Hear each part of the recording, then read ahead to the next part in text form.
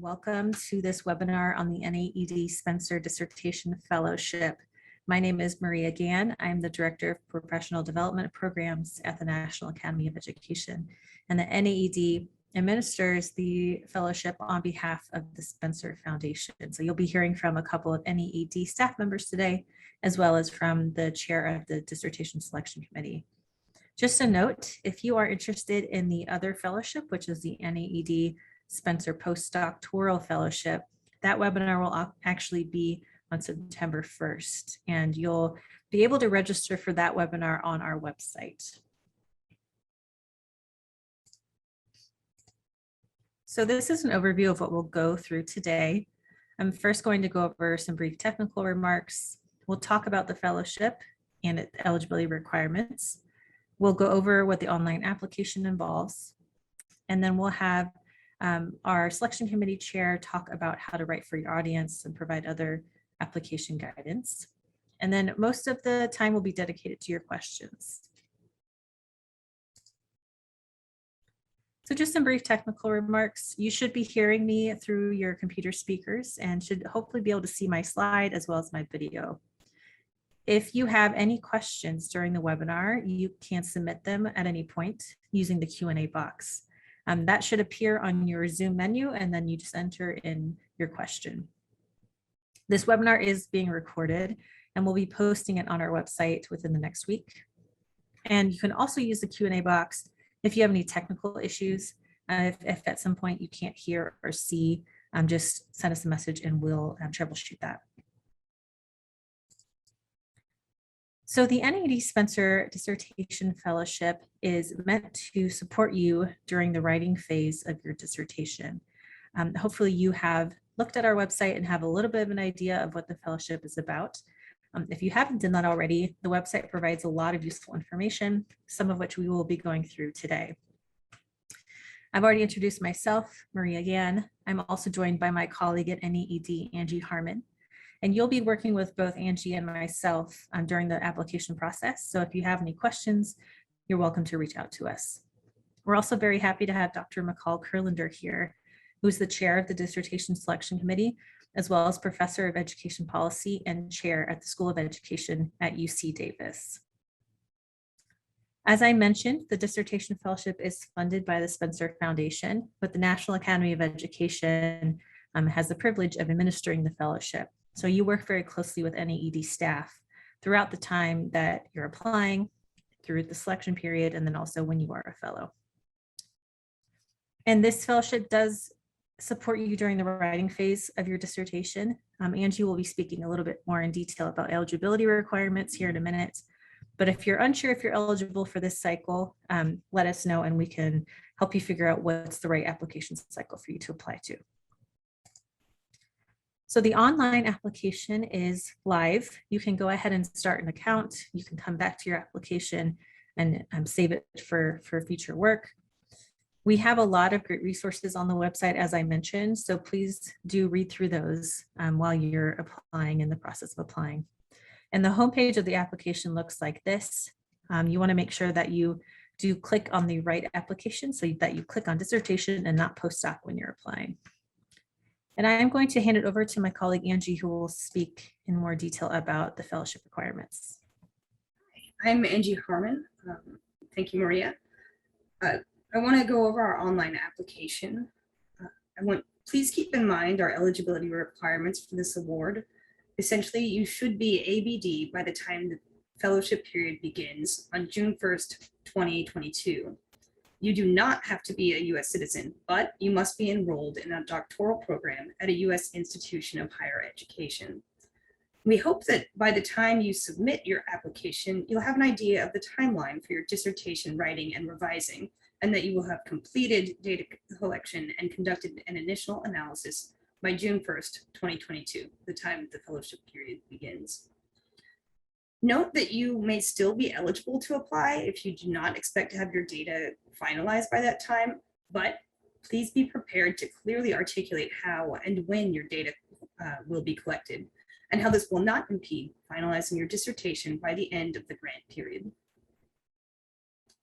And we do not consider group applications. Next.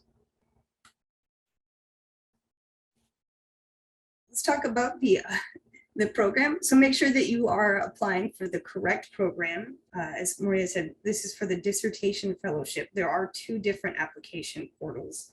If you experience any difficulties with the online application or something doesn't look right, please contact us for assistance.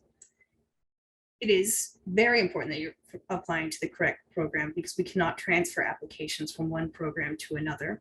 Make sure that the name of the application you select is Dissertation Fellowship. If you are a previous applicant, you do need to make sure that you start a new application and not try and resubmit a previous one, as these will not be assessed. The application due date is October 7th, and the submission, including your references, must be received by 5 p.m. Eastern Time. This is a hard date and time. No submissions will be accepted after the deadline, and no edits or additions to your application will be made on your behalf by NAEd staff. And I do want to emphasize, your reference writers do have the same deadline that you do. And I know this is somewhat different for job applications or grad school applications. So I just want you to keep this in mind as you're in contact with your reference writers. Next. A few more notes on the application portal. Please complete all required fields to submit your application. We also ask that you upload all documents in PDF form and make sure the PDF is not locked. This not only minimizes errors and difficulties for us down the line, but also streamlines your application review. For instance, sometimes transcripts are uploaded that can only be opened by the student or institution, or others will be permanently locked after a certain period of time. So please do check to make sure that none of these securities are in place with the PDF you loaded. It is very important, and we highly suggest, again, that you talk with your reference writers well in advance of preparing an application. You want to give them plenty of time to write a strong letter of recommendation as the selection committee reviews these submissions carefully. Remember, they have the same deadline that you do. The application portal will send an automated email when you input the names of your referees with instructions and a link to upload their letters. Applicants will receive a confirmation email when a reference submits their letter. Throughout the selection process, we will provide written updates via email. It is very important that all email addresses that you input are correct. Next. Finally, to close out the overview of the application, we have 2 pieces of advice. As I said, all application components, including the letters of recommendation, are due on October 7th, 2021 at 5 p.m. Eastern. However, we suggest submitting your application ahead of time. Additionally, since we are a small staff, we typically have a difficult time trying to keep up with all of the applicants and recommendation writers who try contacting us on the due date. So please plan accordingly and have any questions addressed before the application deadline. With the application overview completed, I'm going to turn the presentation over to Dr. Kurtlander, who's going to talk a little bit more about your narrative and your audience. Dr. Kurtlander? Great, thank you, Angie and Maria. And good afternoon, happy to be here with you all. A long time ago, I was in your shoes when I applied for this fellowship and ultimately received it, and happy to be here today giving you some tips as you apply for this really wonderful opportunity. So the first thing I'm going to talk to you is about sort of your narrative and who your audience is. So it's important to keep in mind that, as many of you already know, that education is a multidisciplinary field, and so our committee is also made up of historians, sociologists, economists, folks with experience in K-12 and higher education, who do qualitative work and quantitative work. And so it's important that you think about that when you think about your writing and the audience that you're going to have. So all these multiple disciplines are represented in our selection committee, along with different methodological traditions. It is initially, your proposal is read by 2 initial readers, and it is our goal to make sure that that initial read is by folks closer to your area of work. But then the larger selection committee for the final decisions is made up of this multidisciplinary group. And so think about that in your writing and make sure that you are able to avoid jargon as much as possible. And we do have expertise around methodological and analytical approaches that you plan to use, but that you also are writing for a larger, broader audience that anyone could follow, anyone on the selection committee can follow. So again, one of the best tips I can give you to avoid jargon in your writing is actually to rely on a peer in your graduate program, maybe in a slightly different field or methodological tradition. Make sure that they too can understand. Sometimes your own advisors are, the jargon isn't jargony to them anymore, and so they don't see it, but a peer who's in a slightly different field can help you identify such jargon and avoid it. And so make sure that anyone can, more broadly in the field of education or a related field, can understand your project. So that's the first point. We can go ahead and advance to the second. So now let's think about what you need to know, what your audience needs to know, excuse me. So the committee has 3 specific criteria in mind: the importance of your research to education, so you can really think about the impact of your work, the quality and feasibility of the project, so is it the work solid and sound, and is it possible to do in the timeline? And then what you as a scholar, an emerging scholar, will contribute to education research, not just through your dissertation, but in the future. So again, in thinking about the importance of your research to education, it is really important to indicate your contribution, right? And so here it's not just describing what you plan to do, but to actually have language in your narrative about why this work is important, whether it's in the intro or in the conclusion. We'll leave that stylistically up to you, but it is important for you to articulate why this work is important and potentially why it's important now, how it builds on prior research and how it extends the field. The quality and feasibility of your project is largely going to be assessed through your design. You want to make sure that you devote enough time, enough space in your narrative for design. It really depends on, some of your, and we'll get to the possibility of an appendix later, but some of you are able to get to the design more quickly. I urge you to make sure you leave enough real estate of your narrative to the project design. We really do want to make sure that you leave yourself enough space to describe what you're doing and how you're doing it. That is our best assessment for the quality of your work. So you want to devote a good amount of your narrative to the design section, the analytic approach that you plan to take in your work. How you're planning to contribute to education research in the future. This is largely also going to be not just from just the narrative, but from your full application. And so your application, your letters of recommendation, your personal statement are all going to be really key in communicating all 3 of these dimensions: the impact and the importance of your research, the quality and feasibility, as well as your potential contribution as a scholar in the field. And so this is important for your letter writers to know. About the best letters of recommendation, for example, are ones that not just speak about who you are and how wonderful of a student you've been, but also how important your project is. So that is a useful tip for you, is to not just ask your letter writers for a letter of recommendation, but hopefully give them your project narrative, even in draft form, as early as possible, so that they have detailed information about what you plan to do, and so that they can discuss that in their letter of recommendation as well. We can go ahead and advance. So this is actually a little bit more detail of some of what I'm saying. So let's think about sort of ways to talk about the importance of your of the research, what's at stake research-wise, how will understanding differ based on the outcomes of your research. I think a big thing that we're looking at is making sure that you sort of discuss how this broadens what we already know, right? Extends the literature. So that is first, importantly, that you tie it to prior literature, but that you talk about how this work will advance what is currently known. And importantly, impact. We care a lot about the impact of research on improving education outcomes on a variety of populations that you all may be working with. So please don't be shy about speaking to the impact of your work, not assuming it that we will see that the work is so brilliant and know how it's going to impact the field. Please provide your own language about the importance of the impact of your work on the field.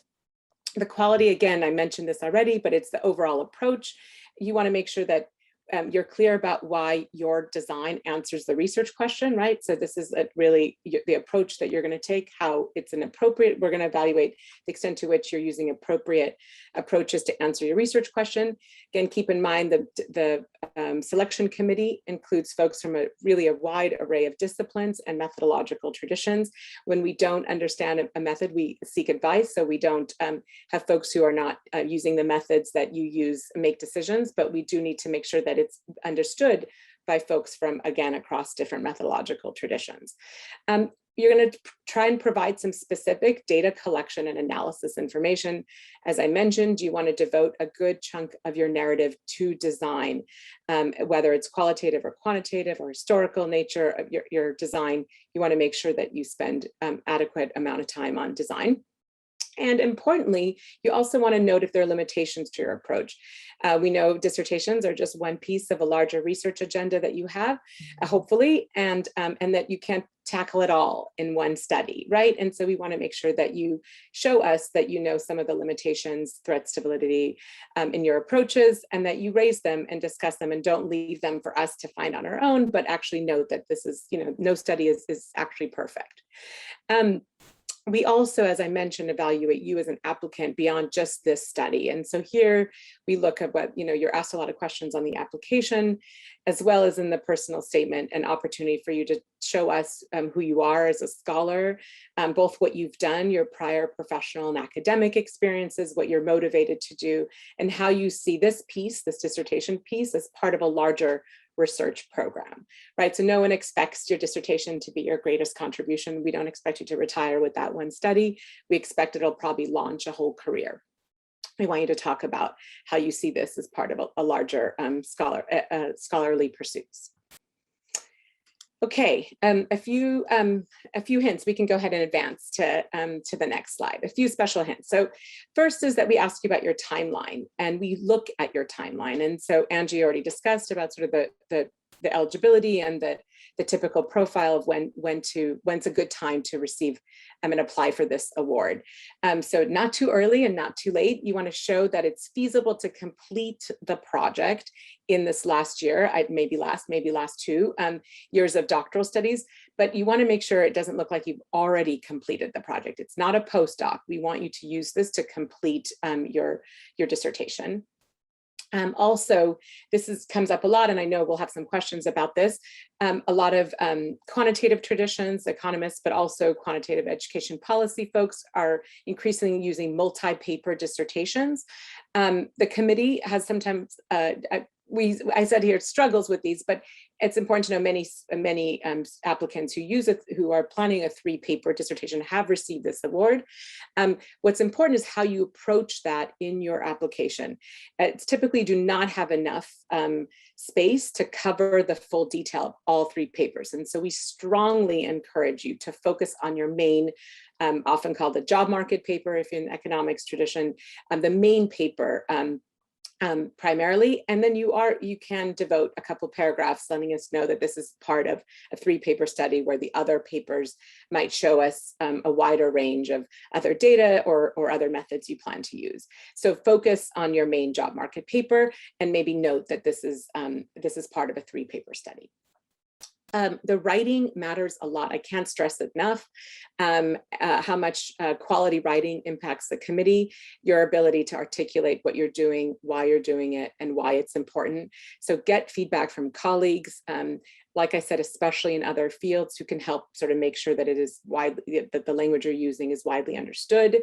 And you really want to go for a coherent narrative, something that would make sense to anyone who reads it. So as much editing as possible, so that it really feels like a coherent piece of work.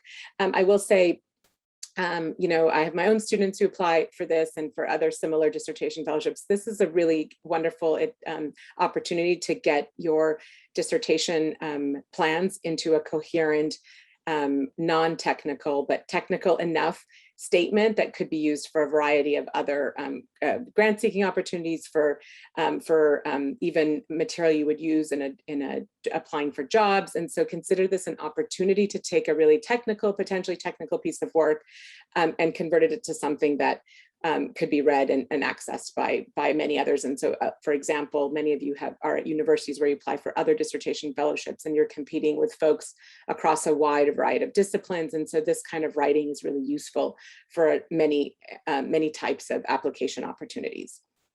Again, making sure your advisor has detailed knowledge of your project, not just of you as a graduate student. What are you planning to do as part of your dissertation project, and being able to speak about its unique contribution to the field is really helpful. So those letters of recommendation, the more specific they are about the quality and the impact of this study, the better they are, the more helpful they are to us and the selection committee to understand the importance of the work. I did want to say, since I don't think we have it on a slide, something about the personal statement. This is an opportunity for you to really tell us how your work experience is, professional experience, some personal experiences if it's relevant, but it's not really meant to be a biography. It's really meant to be how your work and professional experiences have prepared you for this study, how they impact how you think about education and how you approach who you are as a scholar, right? And so it helps us think about your career path, the idea that we're investing in you as an emerging scholar in the field. So use that personal statement. I've also seen that personal statement used to give a little more information on some of those other papers if you're doing a 3-paper dissertation, but it really is an opportunity for you to place yourself within this study. Okay, we can go ahead and go to the next slide. So a question on appendices, because you really do have a limited number of words and pages in the narrative. Yes or no? So first thing important to know is that the selection committee is not required to read the appendices. So do not think, oh, I can take all these important details about the data set or measures or any number of other descriptive information, often about design, and just stick it in the appendix and kind of sneak it in there, because it's not a required part of the materials. However, so be judicious in including them. However, they're very helpful for showing us that the work is possible. So primarily in quantitative work, if there's some concerns about whether the project is feasible given some data constraints, having an appendix with tables that shows some initial work is helpful for just demonstrating that the work is sound and possible to do. So you should use them judiciously. But the narrative is the primary source, and it should include all critical information. So again, think of the appendix as being able to elaborate or expand a discussion that's in the body of the application that you could reference, right? So you don't want to stick an appendix and never tell us it's there. If you're going to include an appendix, make sure that in your narrative, you indicate that additional information is available in the appendix, and be specific about what that information is, so that if a reader wants to, really trying to interrogate if this is something that's possible, if they have that appendix reference and know that exactly how you're using it. So I'm going to go ahead and stop there and see if there are questions. I know some we're going to answer live, and some I'll now pay attention to the Q&A box and see if I can answer that way as well. Thank you so much, Dr. Freelander. That was extremely helpful, and we will certainly be directing some questions to you as we receive them. We've gotten several already, so we will answer them out loud for the most part. If we see something that can be quickly answered in text, we'll do that. And all attendees should be able to see when we answer one in text, so you can see the answer as well. If we don't get to your question, or if it's a question that's pretty specific to your situation, it's probably better for you to contact us. So we have our email here up on the screen. Please send us an email and we can get to your question that way. So we have a couple questions about the timeline. So I'll just explain that in a little bit more detail. So essentially, you have a little bit of flexibility in terms of how you set up your fellowship timeline, but we have some parameters you have to follow. So you have to start your fellowship no earlier than June 1 of 22 and no later than January 1 of 23. So you have some flexibility in when you start, and the fellowship needs to be at least 9 months in length and no longer than 24 months. So as long as you're meeting those criteria, you can adjust your timeline as needed. I would say most fellows do begin in the summer of 22 or the fall, but we've had a couple circumstances where people have had to push it back, and we've been more flexible because of COVID, understanding that your data collection might be delayed because of that. So just keep that in mind. But the June 1, 22 start date is really just the most common start date, which is why we always bring that date up. But that being said, I think someone had asked, I will be defending my dissertation proposal after I apply, that's no problem. We ask for your proposal approval date in the application, but it can be a date in the future. So that's fine. And actually, if you're chosen as a semifinalist, we ask you for an update on all of these things, including your timeline, and you do a brief write-up of an update, which is shared then with the selection committee. All right, and I see a question here about somebody who has already defended several chapters of their dissertation and is about to do their research. And they're asking if we would like for them to write a new dissertation, and certainly that is not the purpose of this fellowship. If you still have writing to be done on certain chapters, but your work is nearly complete, this might not be a good fit for you. So this is intended to be for somebody who is entering the writing phase of their fellowship, and that the committee wants to see that the work is not already complete. And Dr. Kurlander, I have a question about those with a multi-paper dissertation. If they're focusing on one of the papers, is it better for them to discuss the other papers in the project narrative or in their personal statement? Yeah, I think that it depends how much space you have, right? So you want to really make sure that first main paper is explained to the fullest extent. And so if there's still room after that and you feel like you could devote a paragraph or two to the remaining papers, that is fine. If you feel like that would sacrifice key important information on your main study, then just note it that even if it's in a footnote, this is one of a 3-part study. And then I think the personal statement, if there's some room for it, again, we want to make sure you don't also forget to talk about who you are, because that is an opportunity to do that in your personal statement.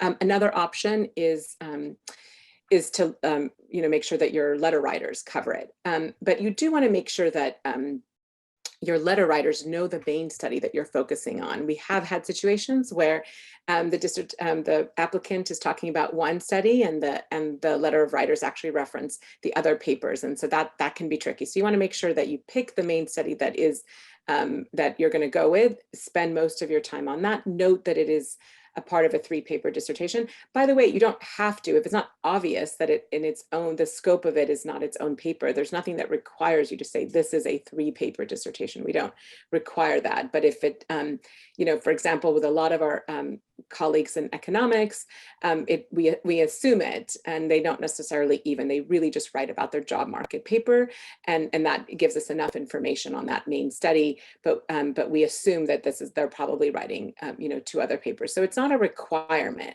I would just say that if it feels like the scope, they're going to think, oh, this is just one paper, then just make sure you devote a few sentences letting us know that it is part of a 3-paper study, and the other papers complement this work in the following ways or something like that.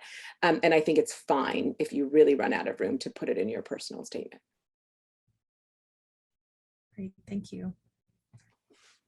So actually, Dr. Kurlander, I have another question for you. Someone is asking about the personal statement and how that should align with their research statement, if there's any overlap expected there.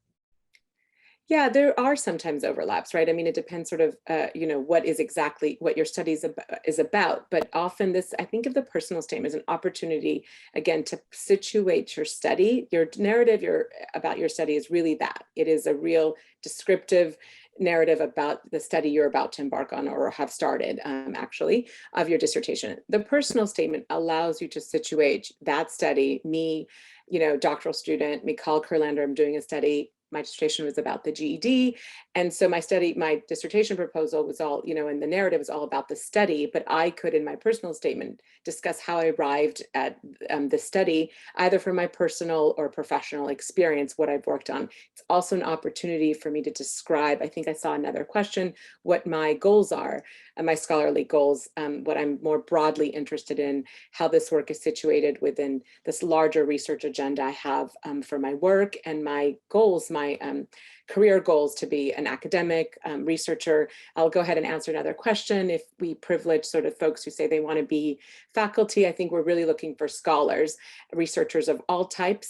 So I think if you say, you want to go be an administrator, or something that doesn't involve heavily research, that I wouldn't suggest, because it is meant to invest in future scholars, researchers.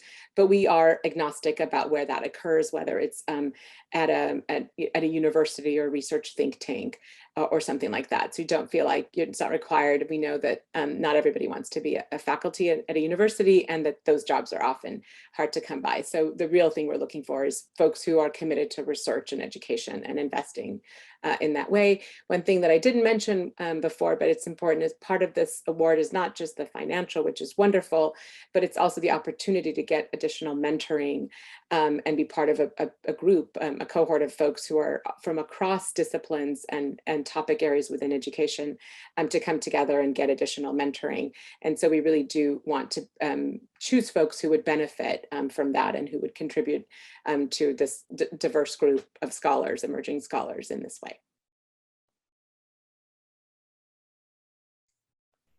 Oh, Angie, I think you're muted. Thank you. We have one brief question, and that was, can you tell us how many applications are usually received each year and how many are selected? We typically receive over 400 applications for this fellowship, and we select 35 fellows this coming year. Another question we had was, they're wondering if it's possible to apply when the dissertation will focus on researching populations outside of the US or cross-national research. And this is very much welcome. We have a very broad understanding of education research. And so this would include different populations throughout the world, could include all sorts of formal or informal types of education. Anything that is related to education. So it does not need to be US based. Dr. Kurlander, a question for you. Someone was asking how the selection committee weighs the quality of the research and the quality of the applicant. And they're asking specifically when it's a border case, how they struggle with that decision. Yeah, I think, yeah, I saw that. It's really the combination. I think we want to fund quality work. And so, if you're looking to quality pieces and it's the candidate, I mean, it's rare when it comes down to just that exact margin, but it is this combination. But I think, first and foremost, it's the study, I would say. And then I think, that, in other words, no matter how wonderful your prior experiences are, if you gave us a weak narrative or a study that doesn't seem as sound, that's harder. But we have many, many wonderful studies and many, many wonderful applicants. And so I think on balance, all of that, I think, at the end, those decisions are hard. And I would say we balance many, many things, including diversity of broad, making sure that we have many fields of education represented, many institutions represented in the fellowship. So I would say our kind of borderline cases in the end are not exactly in the way you described, but I appreciate the question. I think that I would prioritize the design and the study, and then absolutely like sort of what the person brings and the potential investment in the scholar is a key second. I can answer a couple of others just really quickly on the 3 study dissertations. I think you want to, on balance, I think this is a good question for your advisor. But I think for this, clearly for the economists who are applying, I would say if some of your work, definitely want to make sure that you lead with the education one, right? So for the economists of education, we know you may do other work in other fields, but we're going to fund and really choose applicants who have an interest in education, right? So the first and foremost way to make that decision is what's of key important impact for the field of education. And then otherwise, I think, if you're really so on the fence, then it sounds like you may be in a situation where you want to talk a little bit about a second paper. That's again, these are not hard and fast rules. Sometimes a 3-paper study, it's actually kind of a 2 papers that need to be discussed. And there are ways to do that within the available time. And I've seen that done well. But this is as a general guidelines, we find that if you just kind of broadly talk about 3 studies without going into detail on one. It's difficult, but I can't exactly without knowing your options. I think your advisor is probably best going to help you pick that job market paper, or the paper that they think is most, most promising for this award. Thank you. We've had a few questions about outside employment, and so I'd like to address them all together. You are not permitted to be employed full-time while you were working on the fellowship. The fellowship is really meant to help fund your time while you are completing your dissertation writing. So we will allow you to work up to 15 hours per week on another position. So that might be a GA-ship or RA-ship. However, a full-time program or employment would be prohibitive.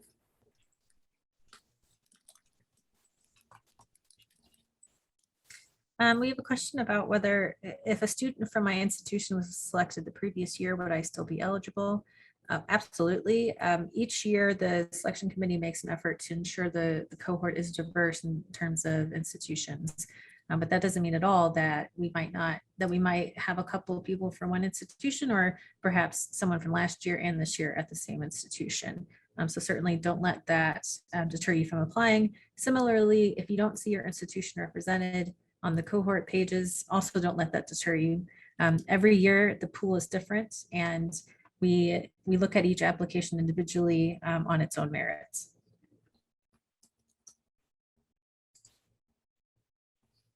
There are a couple questions about the topics that the selection committee is most interested in or gives preference to. So I think maybe we can kind of combine these 2 questions, but someone's asking, when talking about the importance of the impact of their work, is there a preference given to policy work over practice grounded projects?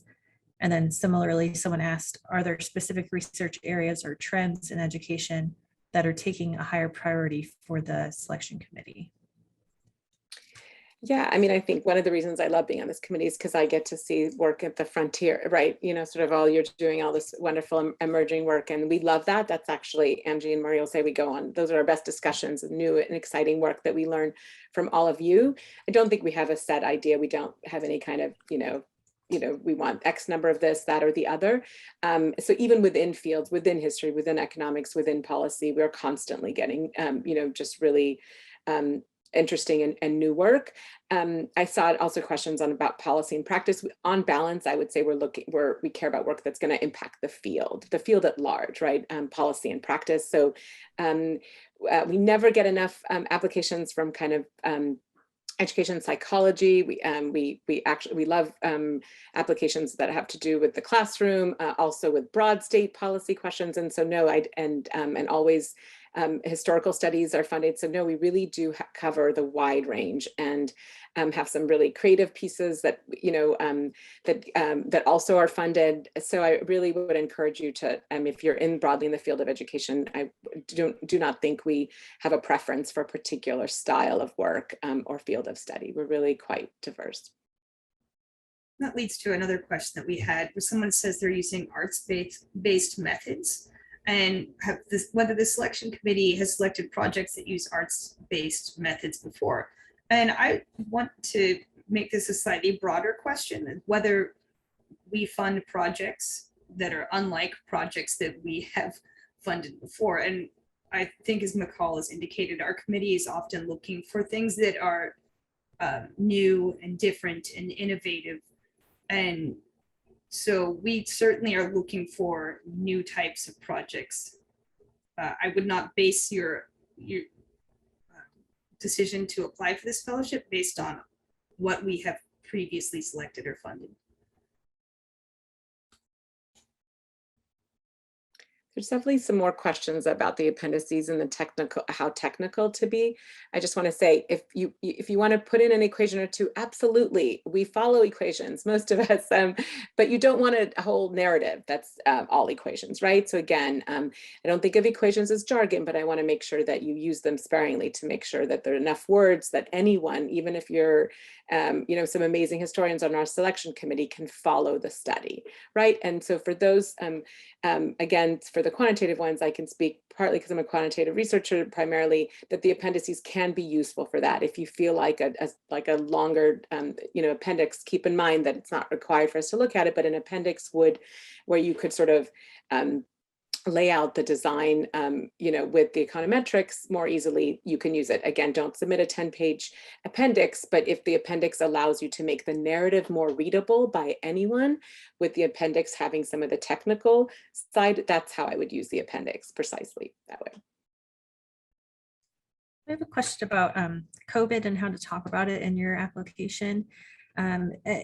I would say it's certainly something that should be addressed, given that most of our work has been impacted by the pandemic. So I would discuss it. I don't think you need to spend a lot of time on it, given that we don't know what the situation will be like in a year when you would actually start the fellowship. But certainly it's something to be considered when you're talking about feasibility.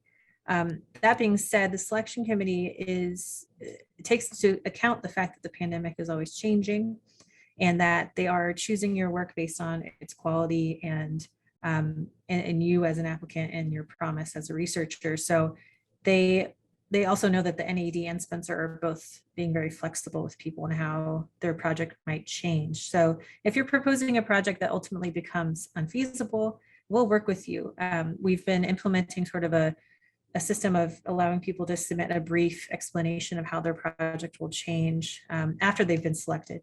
So if their project needs to be adjusted, they submit to us an explanation of what will be adjusted, and then we review and approve that as needed. But basically just understand that if you're chosen as a fellow, we will do anything we can to make sure you're able to carry out your work, even if your work has changed.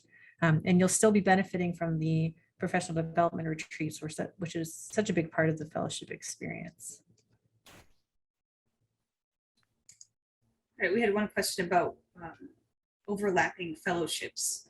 So no, you may not have a fellowship that overlaps with this one, but we do have a great deal of flexibility in the start time. You could start your fellowship between June 1st, 2022, until as late as January 1st, 2023.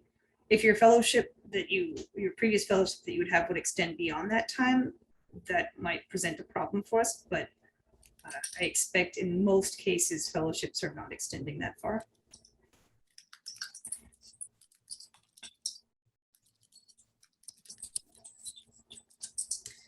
Someone asked if they're not eligible for, or if the timeline of this current cycle doesn't work for them, when's the next one? So we open our applications every year in June or July. They're always due in October, and then you would begin the fellowship the following June at the earliest, and or either the following June or the January after that June would be your start date, just if you're keeping the next year in mind.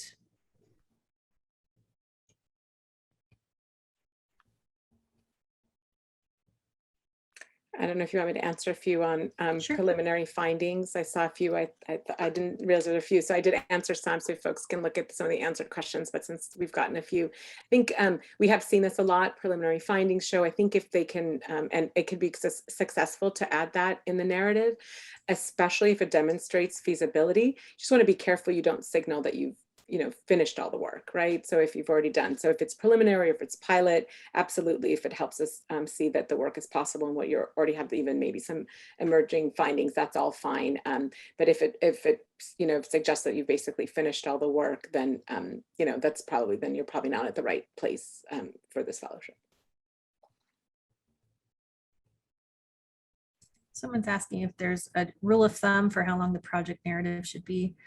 We limit it to a maximum of 10 pages, and I would highly recommend using all of those pages. I think it's not a lot of space, and if the committee sees that you've only used 8 or 9 pages, I think that doesn't look great, and it's worth using all the space because we are asking you to talk about so many details in a very small amount of space. Question that I think would be good for McCall. And they're asking for qualitative studies, but I still think you can answer this. Does the committee privilege in-person over virtual data collection? They're asking, particularly in light of pandemic related concerns, for in-person data collection in K through 12 schools? Yeah, it's a great question, and this we definitely struggled a lot with this last year. Now we've all been at this. I think that you just want to be thoughtful in your data collection strategies more generally. So if there's a decision, we don't have a preconceived idea about, but we, like you, wonder whether some things are better. You know, observing a classroom observation studies, for example. What does that look like in a Zoom room versus a classroom? Some things, like an interview, we might think actually may be better done by Zoom than in person. And so, just like us, you should show thoughtfulness in how you chose the data collection strategies. There are, just in the environment we're in right now, pragmatic reasons. We did not disadvantage anyone last year whose study was going to be harmed by COVID, but who had a good sound study, and we're doing the best they can to pivot to something that's possible.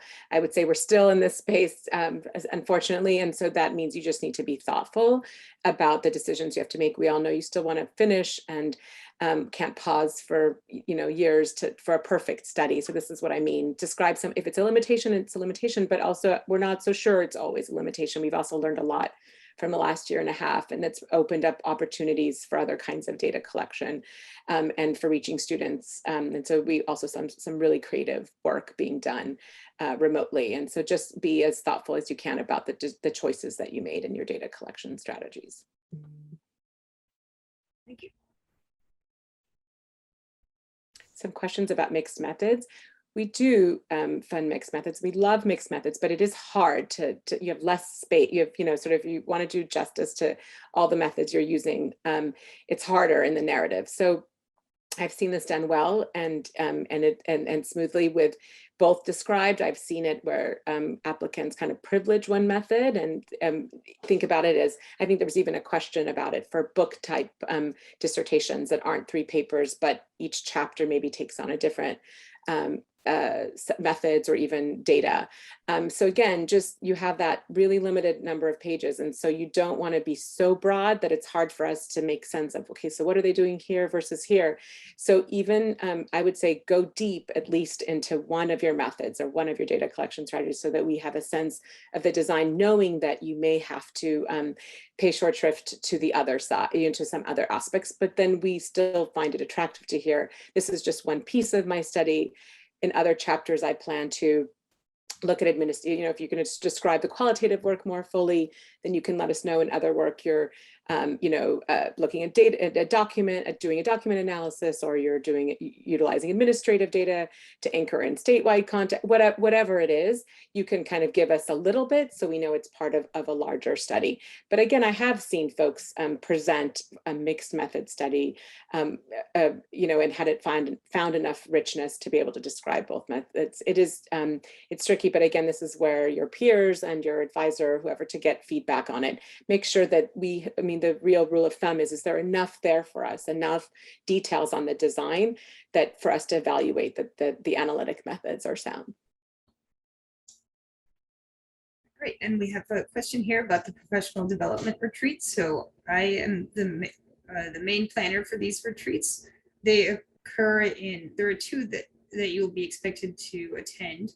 The first one will be in November, and the next one will be in the following March. These both occur in Washington, D.C., although we've had the last few happen remotely.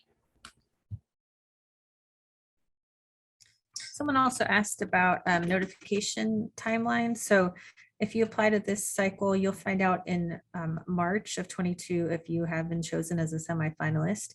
And semifinalists at that point will also be asked to provide an update, as I mentioned, which the selection committee will get a chance to review before their final meeting when they make decisions about who will be chosen as a fellow. And then the semifinalists would find out if they were chosen as a fellow in May of 22, and then potentially you'd start as soon as June. So if you're a June start, it's a very quick turnaround between when you find out and when you start the funding. So just keep that in mind for when you're planning your year, that you find out pretty soon before you begin. We had another question that was someone who's going to begin writing their dissertation in February or March and not after June, and they don't anticipate taking the whole 9 months fellowship. So this would present a problem for us. The minimum amount of time that you can take the fellowship is 9 months. So if you would not be able to make use of the entire fellowship time, this might not be the right time for you to apply, and you might want to wait and apply for the postdoctoral fellowship.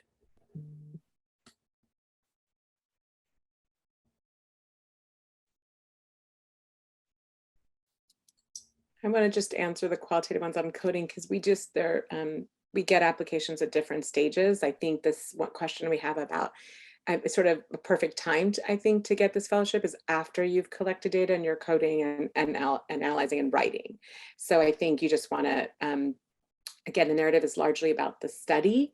And then you get to this, the timeline is really where you could articulate the stage in the study that you're in right now. Another question about the retreats that I'm happy to answer. Whether there's a stipend to and from the retreats, and whether we'll fund your stay here, and then how many days to the retreat. These tend to be about 3 days. And we do in fact fund your travel and your hotel and incidental charges. So you won't need to budget for that from the fellowship stipend. A couple of people asked about what's expected from the semifinalist update. So it's a brief written update that you send us, and we usually are able to give you 2 or 3 weeks to send that in. And we're asking for an update on your research progress, your timeline, and we also ask for a budget to see generally how you intend to spend your money. And then also any other information you want the selection committee to know about challenges to your work since the application deadline. And I'll also just mention here how funding is used. So we're very flexible in terms of how you use the money. Most fellows use it to cover living expenses during the fellowship period, since this is intending to give you the opportunity to focus 100% of your time on your dissertation writing. So living expenses like childcare, rent, all of these things are eligible. You can also use the funds if you want to do any kind of dissemination of your work. Or participate in conferences. So we're quite open and adaptable, but we do require that you submit a budget, and that if you update your budget at any point, that you have us review and approve any of those changes. A related note on that is that you can be either self or university administered. And so a university administered fellowship, we would send the stipend funds directly to your university, which would then administer the funds to you. And it's important to note that indirect costs are one of the few expenses that are not allowable from this fellowship. So it'll be important that your administrators are made aware of this.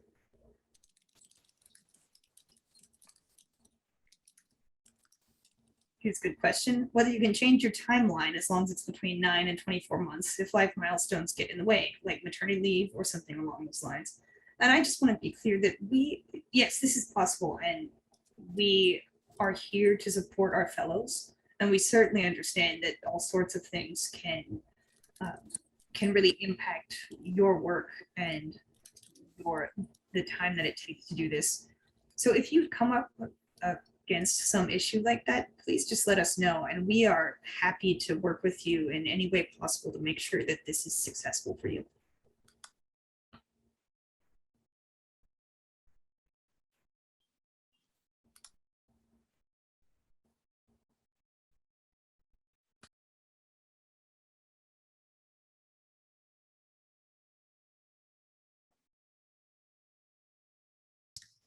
So we had a question about the professional development retreats and the mentorship specifically. I apologize if Angie answered this one, but I don't think you did. So the question is, if the applicant needs to talk in their narrative about who they're interested in working with as a mentor.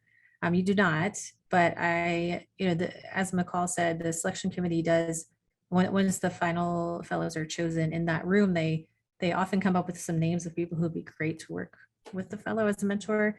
And we actually solicit this from you then once you're chosen. So fellows are asked to send us a list of names of people they'd like to work with, either NAEd members or former fellows. And then Angie does an amazing job of matching you with those people so that you're able to meet with people that you've requested. And it can be someone who's in your specific area or someone who's not, because obviously education is such a multidisciplinary field, and it can be really helpful to talk to someone outside of your area about your work. So you have some flexibility in terms of who you meet with. Connecting fellows with mentors that they're really excited about is one of my favorite parts of this job. Well, this is a good question. If someone applies a second time, having not gotten selected the first time, do you have the same readers? So I don't know that we talked much about who reads your application specifically, but you go through several rounds of review. So you're read by 2 external reviews at the beginning, and these people do change every year. So likely you will not have the same external reader the second time around. But the selection committee is largely the same people because they're on staggered terms. So some people will roll off, but the majority will be the same people. And they certainly remember your application from the year before. It might not be the same 2 people who read it last year who read it this year, but it'll be largely the same group of people in the room discussing it. And they really do think deeply about how you've updated the application, if you've improved it. I don't know if McCall, you want to add anything about those repeat applicants? Yeah, I think we just want to make, we do have some shifts in who reviews, but we do sometimes remember them. I think the key thing is that you don't, presumably you've been working on the paper, on the project, and so your application is stronger anyway. So you've learned some things from actually being engaging in the work.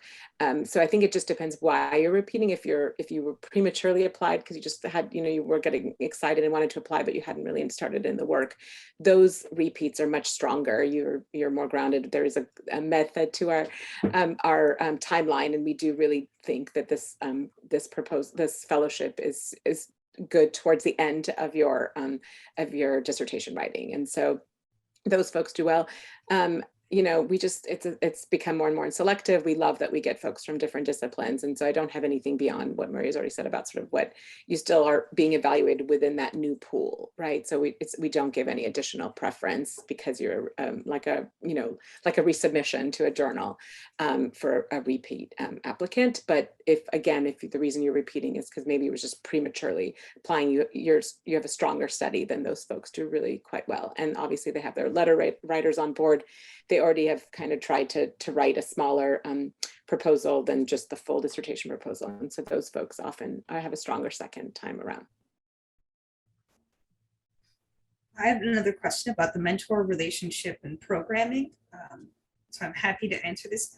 So we have a new mentorship program actually that we're implementing this year where you will have a long-term mentor. And this is a person that you'll meet with 3 times over the course of your fellowship.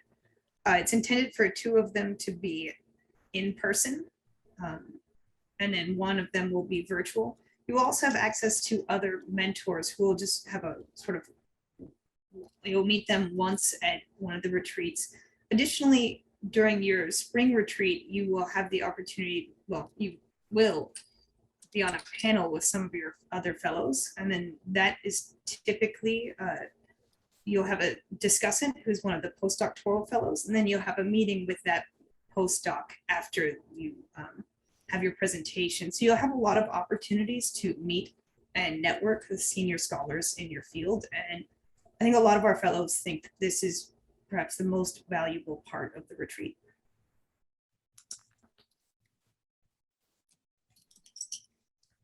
We just have a couple minutes left, so I want to make sure we don't go over time. Let's see if there's other questions we can answer here before we sign off.